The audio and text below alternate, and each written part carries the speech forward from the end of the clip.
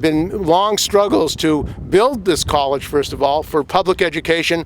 In a time of a depression in San Francisco, it's very important that the students of young people of San Francisco and the seniors and all have the right to go to a community college. So we're here today to protect this community college, and it is under dire threat. And you'll be hearing a number of statements about both not only the privatization of the Balboa Reservoir, which will threaten the right of working class students to park here, but also the shutdown of Fort Mason, the ESL student layoffs of faculty that threaten immigrant students, and the difficulty of the Evans campus for vocational students from Bayview, Hunters Point. So on all areas, City College faculty, students, and staff are under threat.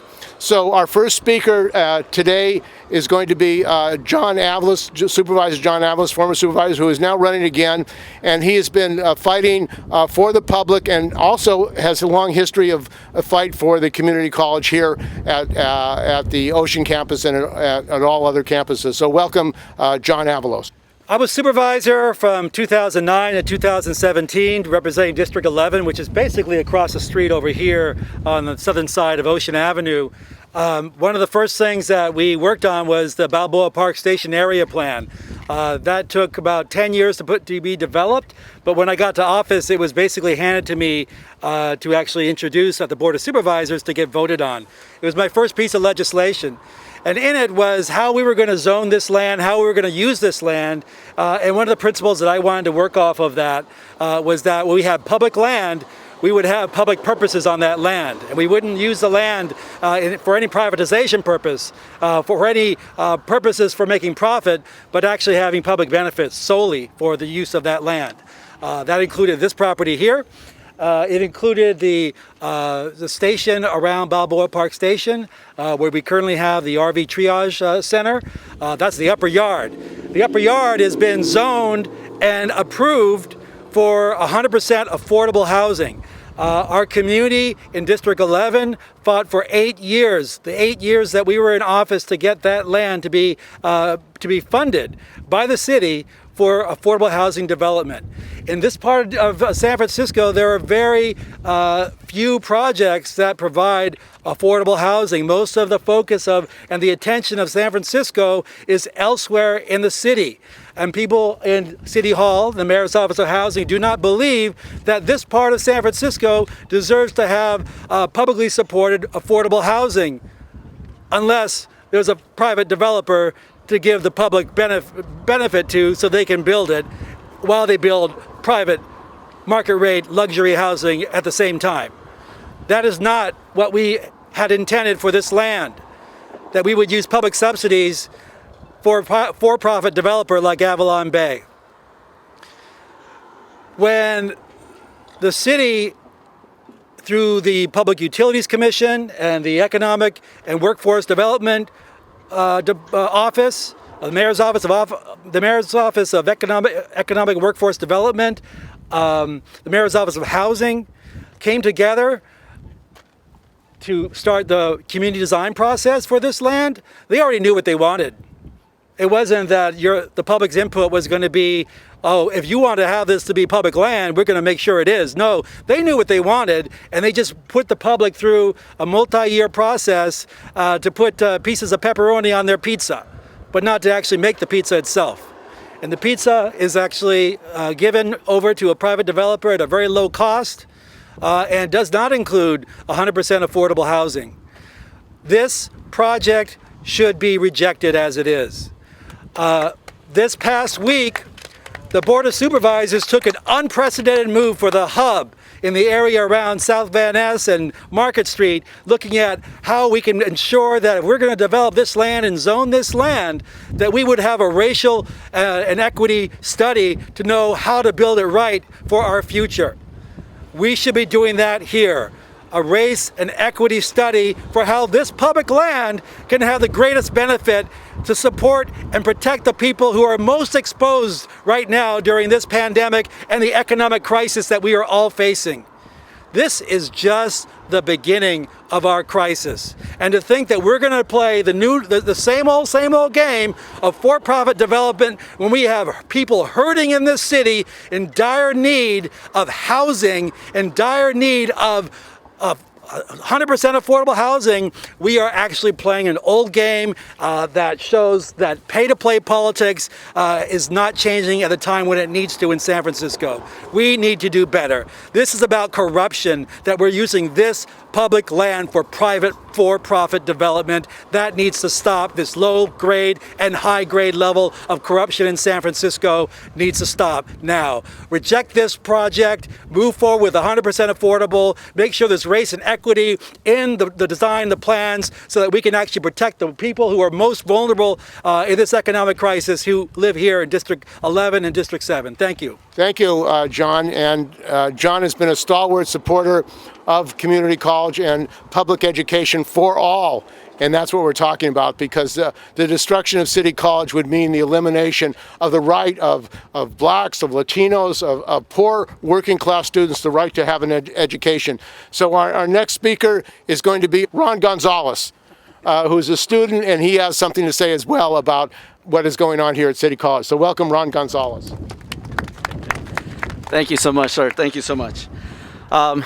As you know, first name Ron Gonzalez. I am also the vice president of the Associated Student at Mission Center, and I represent the majority of students that attend that campus. And what I'm here for is to say that we don't want to move towards a junior college format. We want our college to stay as a community college that serves everyone in the city of San Francisco and the surrounding area.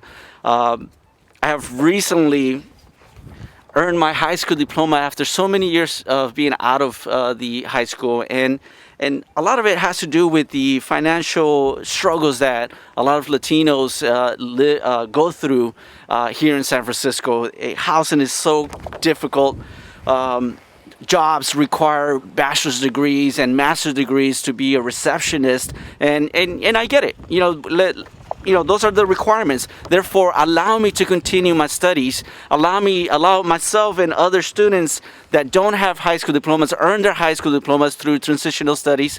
Allow them to take ESL classes. Don't cut those classes. Allow them to learn the language of the land and make those changes. A lot of the times, all the documents that get sent out, distributed to the students, myself and other colleagues from the Associated Students, we're translating these documents to Spanish, because we need the information to be available to all languages. So we do a lot of translation to keep our students informed of what's happening in our college.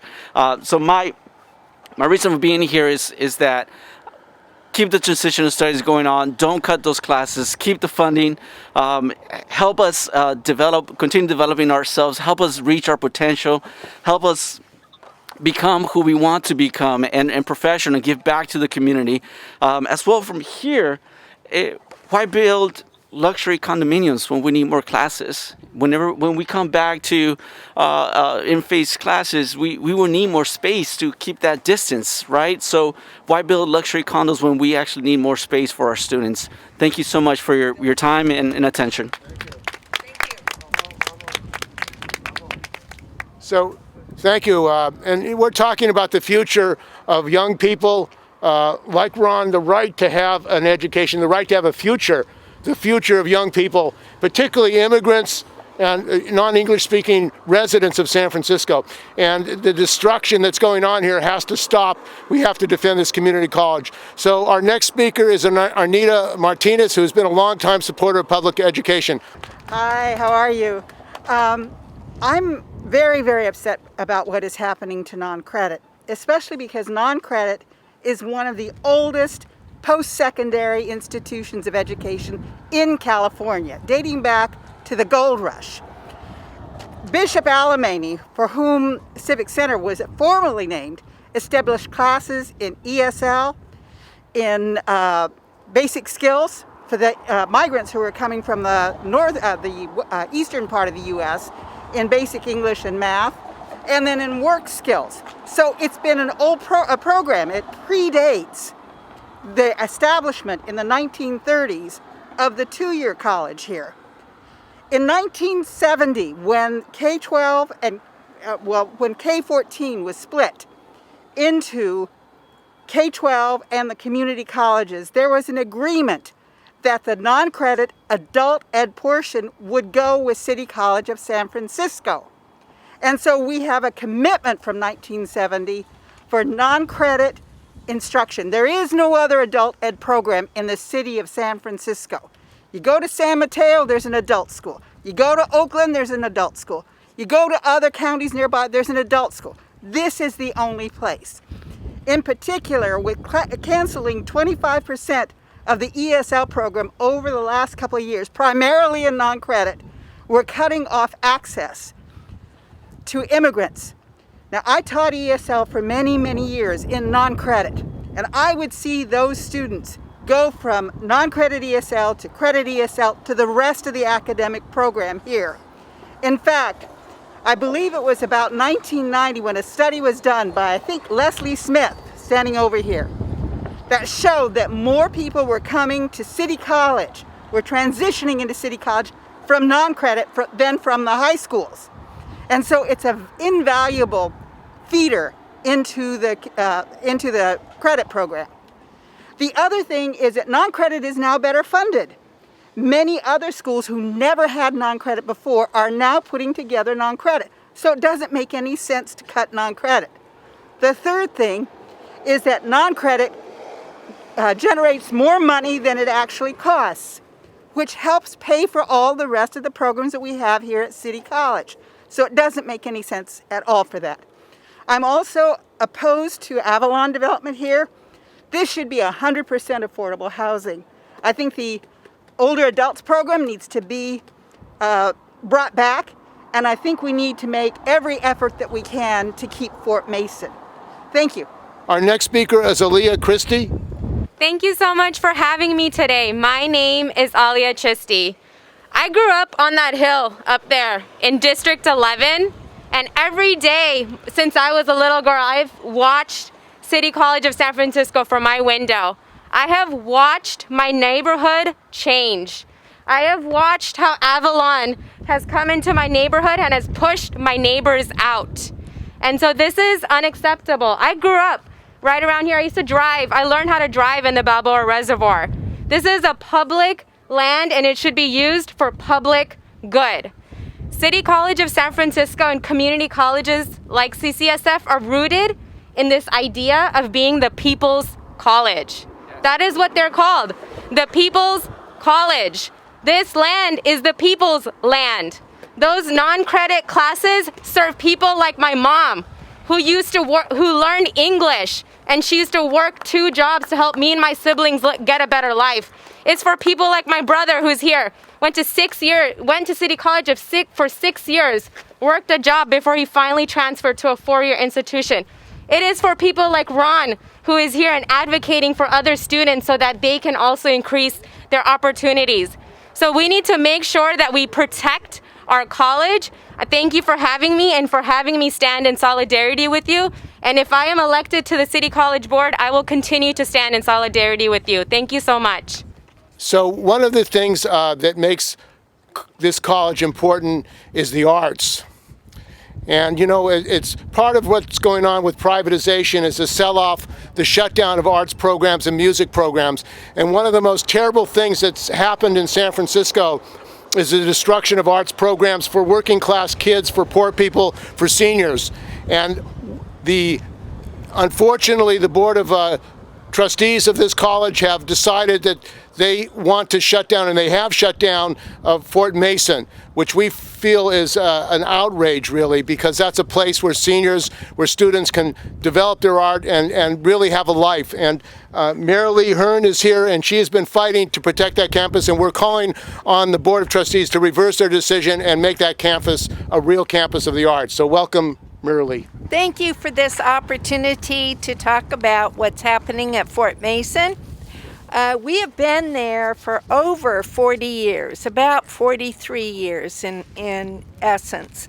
Not only does Fort Mason have 80% or had 80% of their classes, art classes, and that took care of some of the students here at the main campus.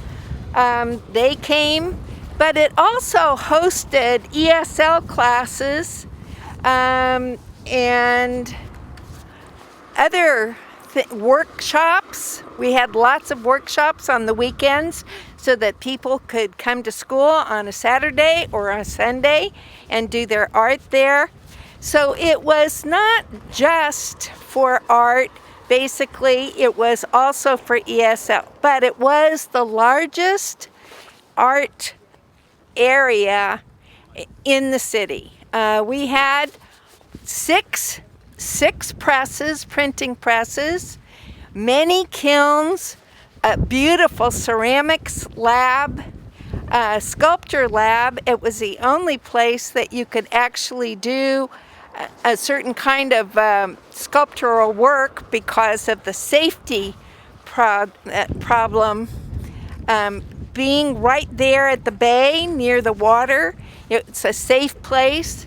For seniors, it was ideal because you could park. So it was a safe place, it was accessible. And that's one thing that is going to be sorely missed. Now, right now, they have asked the teachers to move all of their things out of there, but the presses still remain. The kilns, some of them you can't even move out because those kilns were actually built in those, between those walls. You'd have to dismantle them and take them out. So Kelvin Young, who is the chair of the art department, the OLAD department, Older Adults Program, tried desperately to reach out to the board to explain to them that it didn't make sense to move out. It just didn't make sense. He said, not only are we getting money from the non-credit department of, the State Department for the program, but that program takes care of many under-enrolled programs as well. So we not only took care of our own program, but we helped to support other programs that were under-enrolled. All right, so even with Kelvin's, their own person, trying to explain to them that it didn't make sense, and he said, secondly, if you take a look at the demographics, if you take a look at that, you'll see that the population of older adults is rising at a very fast rate. So as a result of that, or as one of the results of that, the governor came out with his own plan and came out with an executive order, N1419, which is the master plan for aging. And he not only encourages lifelong learning for older adults, but he is saying he wants to see it in place. So when I approached one of the administrators here and asked them about N1419, he said, well, we just don't have the money to do that. I don't know that it's an option. I really don't. If the state says this is what we want to see, obviously they're going to help to make it happen. But has there been any outreach from CCSF? Do we hear about that? How they're asking? What are the lobbyists doing? So we're really very unhappy about this. Also, you need to know that one of the goals of the board, the Board of Trustees here, was to maintain and improve and build facilities, strengthen credit and non-credit programs, strengthen them, and expand and encourage opportunities for professional development. Not just working for a credential and going, or an AA degree, and then going on to a 4-year college. But for people to really participate in lifelong learning and to develop themselves, that's what community is about. It's helping one another.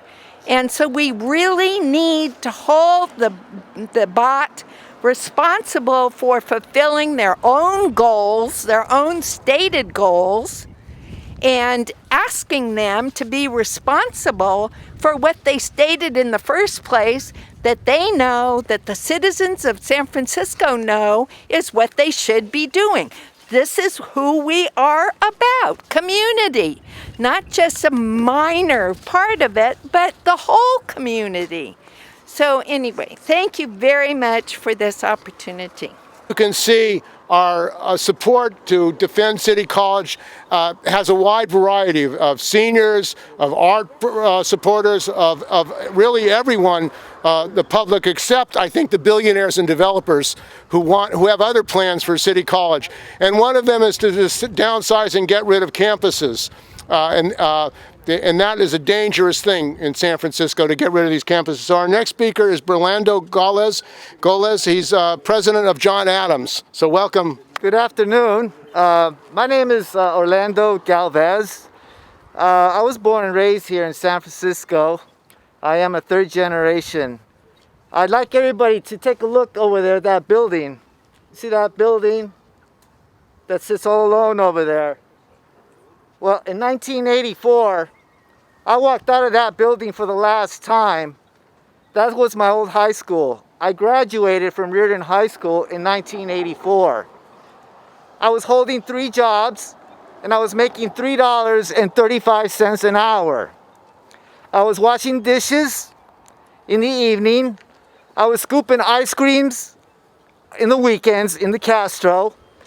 And I was pumping gas Monday through Friday, because back then the public would allow us to check their tires, clean their windows, and pump their gas at full service. I don't know if any of you remember that. I know some of you, unheard of, right? Yeah, okay, that's okay.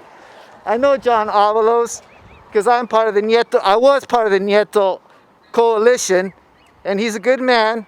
He's always been there for us. And he fought very hard when we were trying to get justice for Alex Nieto. I know you probably can't see me under this mask, but we met a lot out there. But the point I'm trying to bring is that this is not just a junior college. It's a community college. Yes. The word community is in there. Let's not ignore that. Why is that so important? Well, because in May, when I walked out of those halls for the last time, I had nowhere to go. Okay? Nowhere to go. I asked for help because I had no direction. A counselor was good enough to lead me the way across the street to City College.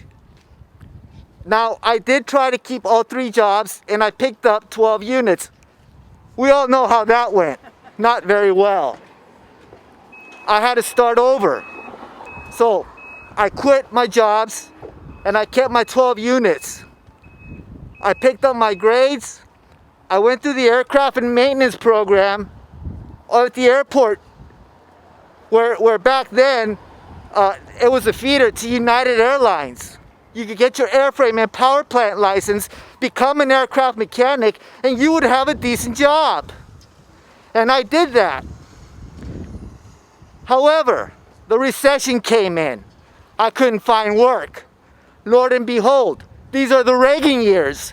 Who picks me up? Ford Aerospace. And what am I doing? I'm building these communication satellites that are supposed to be for his Star Wars project, to blow out missiles from the sky. But I was working. Well, that's a government contract. Things dried up. I got laid off. And guess what? Lord and behold, I'm back out on the streets. So where do I go? Can anybody guess? City College! Exactly. I'm back in school. I got my grades up again. The stars happened to just line up perfectly for me on one day when I was walking to my car and there was a job fair out here. Golden Gate University was recruiting. I had never heard of Golden Gate University. She asked me if I was interested. I said, well, I don't know. Who are you? We're a private college here in San Francisco, and she's on First and Mission Street. Oh, yeah, right, across the street from Chevron. Yes. Well, you know what? They gave me a full scholarship. Books, tuition for 3 years. I got my bachelor's out of Golden Gate University because I landed here. Okay? That's what a community does. I could have ended up just like Nieto. Not that he was a bad guy, he wasn't. And that's not what this is all about. It's about opportunity. Okay? This is what it comes down to. This is why we get killed out there by our policemen. Let me read something to you guys. An equally basic essential to peace is a decent standard of living for all individual men, women, and children in all nations. Freedom from fear is eternally linked with freedom from want. That was January 11th, 1944. Franklin D. Roosevelt said that.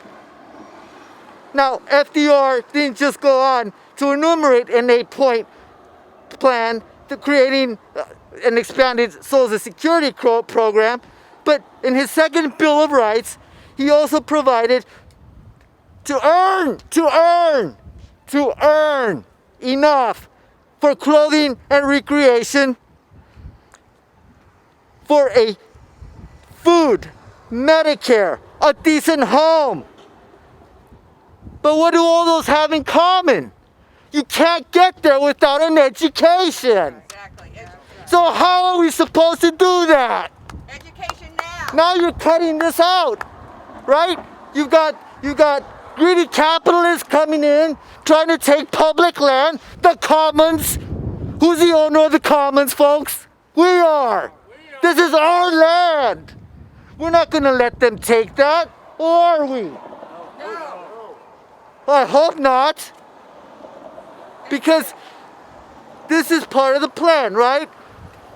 It's the analogy of the frog being fried in the boiling water. It's over time. They take a little bit here, a little bit there, and look at this. I'm 55 years old. I'm back in school.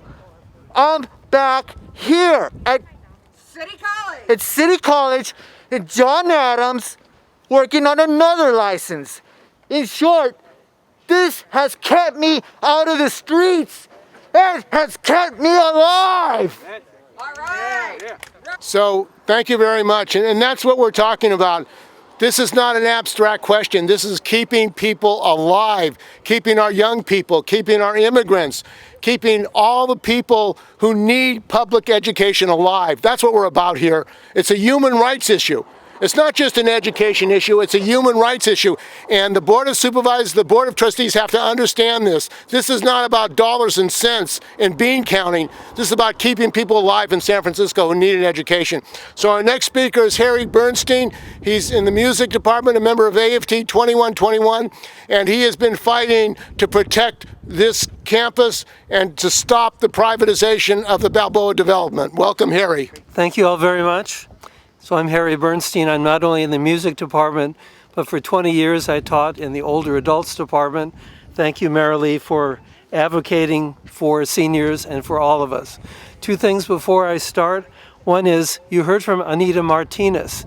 She was so impassioned in speaking for seniors and for the legacy of the college system and the adults that she forgot to mention that she is running for the Board of Trustees this fall. So please look into Anita Martinez and support her because she has a long experience at City College. And the other thing is a personal anecdote. This is what one of the other speakers talked about, what the PUC had in mind for planning. So I went to that meeting at Lake Wilmerding back in 2014, I think it was, and it was like a field day. They said, we have 16 or 17 acres that is available, surplus land, and we want you community members to tell us, what do you want to do with this? Do you want a park? Do you want a school? Do you want, mixed housing? You tell us. Make some marks on the wall, and we'll tabulate it, and we'll know what the community wants. Wasn't that great? Uplifting, at the voice of the people. Less than a week later, I went to a community organization where Mike Martin from downtown was there to speak. The first words out of his mouth were talking about the Balboa Reservoir, and he just said, what kind of housing do you want? So that was the plan, and that is leading up to next week, hearings before the Board of Supervisors committees. I will talk about those in a moment. First of all, there is a resolution that has been prepared, and it's called a resolution to acquire the Balboa Reservoir property for City College of San Francisco. And this is from the Defend City College Alliance, the DCCA. And it stems from the recent facilities bond, Proposition A, on March 3rd, because it had this long paragraph that said all of the things that measure was supposed to do. And among other things, it said the district may acquire land. So at that point they said, we need the Balboa Reservoir because there are already plans to develop it privately. So I'd like to share just parts of that. The resolution itself gives kind of the history of all the resolutions and support for the college to acquire this land that's happened in the last few years. The preamble says, the overwhelming support for the recent Prop A, $845 million facilities bond for City College, demonstrates San Francisco voters desire the development and growth of City College. This includes the entire college, the Ocean Campus, the crucial centers in every major neighborhood, and the sites positioned throughout the city to uniquely serve the various San Francisco districts. The Balboa Reservoir is a critical element for CCSF use. The plan to privatize it in order to build some 1,100 housing units, mostly at market rate, contradicts and undermines the public interest.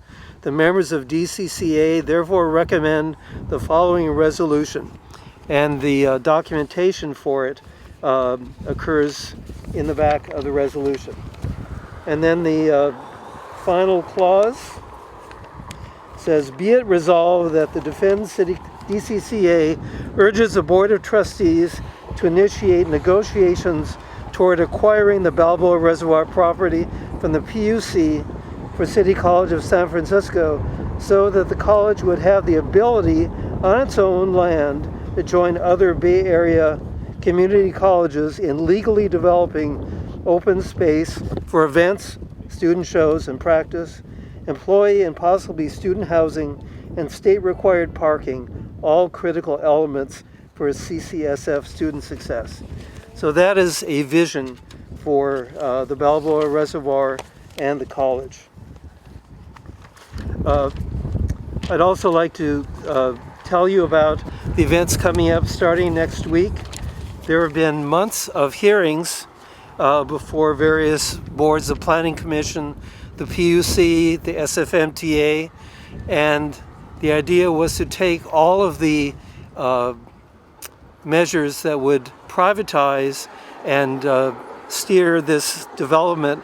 We're talking about 1,100 units of mostly for-profit, mostly market rate units, and maybe other people will be speaking about the fact that I believe the developer, Avalon Bay, is only providing about 21% of the funding for this whole thing. Someone said recently that there's no cost to the public. Well, there is a cost if you consider the, I think it's close to $100 million or maybe more that's come from city and state coffers for this. That's what the public doesn't hear about. So the events are, there are two committees of the Board of Supervisors. So on Monday, July 27th at 1:30, they'll be talking about changing this public land, that's what we're working so hard to preserve and protect, and change it to a special use district. That means the density can change. They can go up to 78 feet instead of 40 feet, which is the current limit. Change the density and all kinds of things. Change the general plan and make amendments to the Balboa Park Station area plan, because there the housing vision was you might have 425 units of housing at the most on this part and 500 down below. But the PUC said, no, we want 1,100. Then the second committee, that's land use and transportation with Peskin, Safai, and Preston. The budget on Wednesday, July 29th at 10:30 a.m. is a Budget and Finance Committee. That's with Supervisors Feuer, Walton, and Mandelman. And they will consider the approval of the development agreement and the PUC reservoir sale agreement. So let me just tell you, and if you put in comments before 5 o'clock today to that committee, you will have your letter put in the packet that goes to all the supervisors. So I just want to say, so this development agreement not only sells the property for something like, if you had a 5% discount on something, that's kind of normal. But in this case, it's a 95% discount. And for years, the PUC has been promising, if this land becomes surplus, we must sell it for fair market value, because that's for the benefit of the ratepayers and to finance our operations, because they get no money from the city. That was the promise for years. But now when it comes time to pay, no, it's 95% off. On top of it, if there is a land declared surplus owned by the city, there is a mandate, legal requirement, to get a appraisal for it. One of the things in the agreement is to say, you don't need to do the appraisal. We've looked at this a lot. It's really hard work to do that, so let's not do it. There's also a requirement that it must be sold for 90% of the appraisal. But if you don't have an appraisal, you have nothing to compare 90% to. And the last thing, just to say a little bit about the recent history. So Balboa Reservoir is famous because since it was bought by the local water company, a monopoly, in 1894, it's been a dry reservoir because they never connected the water. The military came in 1945. The war was still going on, so they built a waves barracks. Over the next 13 months, they remained there, but most of the time they were there to help the waves go home from overseas and other places. And then in 1946, in September, it became part of the college, because instead of using it for housing, even then they wanted to use it for housing, it became part of the college, which was then part of the school district. And that was 12 wonderful years, 10 years till 1956. The Cloud Hall opened in 1954, and the students went over there, and eventually all 15 buildings, including a 1,000-seat auditorium, facilities for eating, student housing, lecture halls, were demolished. That was the agreement. And they built the reservoirs, actually, in 1957, two basins. Together, they would have held 150 million gallons of water. And the PUC always said, we need that just in case, because that's, it's only a few days of water for the city for backup, but they changed their plans. And in the 1980s, there was an effort to put on the South Basin 200 units of housing, and people at City College and the community said, no, we don't want that. We want the options left for the college, because this building you see there, the MUB, multi-use building, was not there. It came as a result of the battle to have real estate. That failed. So eventually City College did a land swap and ended up with the land. And then because of bond measures, they're able to build that. And they're also aiming on that spot to have the Performing Arts Education Center. It's currently under threat, but the board approved it for construction in the next few years. So those are some of the things going on. Time to fight. We need, and last thing, there is a proposal for how to do 100% affordable housing, and it would not require the privatization of the land, but it would probably not be a project for Avalon, because they don't build affordable 100% housing. Okay, so stay tuned for that. Hi, my name is Maria Boma. I came to San Francisco from Chicago back in 2004. And what I fell in love about the city is the access, how you could better yourself. I took classes here at the Ocean campus for early childhood education. Through that, I was able to work at preschools. And when I was pregnant with my son, that education came in hand to open my own licensed home daycare where I could raise my child and keep a roof over my head. I also took classes here for just personal development, ballet. I was just amazed that I could take a ballet class, jiu-jitsu, and just have these metal arts and have professors and instructors that were world class. And anywhere else, even in the Bay Area, you'd be paying hundreds and thousands of dollars. So when I heard the history about the Balboa Reservoir and how this land was supposed to have a performing arts center, I couldn't believe that we in this city would think that we can only the rich folks, are they the only ones who get to do personal development? Are they the only ones, who can study theater and the arts? It's not fair. And as a parent, I want this institution to still be here for my child when he is of age. He should be able to explore classes, explore himself. And if we keep tearing up this college, we're not going to have it for our future generations. So please, let's stop this. Let's put the will of the people to place and end this sale. Thank you. Thank you, Maria. So our last speaker is Roger Scott, who is a delegate to the San Francisco Labor Council, a member of AFT 2121, and he has been fighting in the labor movement for many years to get the labor movement to protect this campus and to stop the privatization to developers. So welcome, Roger Scott. Roger Scott. I've been around a while. When I first came to City College was 1972, and I'm a great believer in education because people in my neighborhood in Texas, more of the young men went to prison or the Army, the military, than to college.